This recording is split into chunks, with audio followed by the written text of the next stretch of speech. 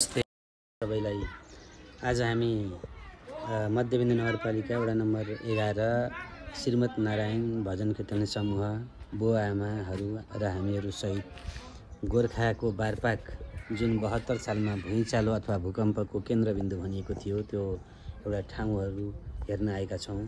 अत्यन्त रमणीय र नयाँ स्वरूपमा रहेको बस्ती, अत्यन्त मनमोहक अवस्थाले भरिएको, साँच्चै नै प्राकृतिक हराभराले छटाले भरिएको ठाउँ रहेछ र हामी यहाँ आज चाहिँ यो कार्यक्रममा आउन पाउँदा खुसी लागेको छ र एकपटक भेट्नै पर्ने ठाउँ पनि रहेछ र हामीलाई लागेको थियो भूकम्पले थला पारेको यो ठाउँ कस्तो होला भन्ने लागेको थियो।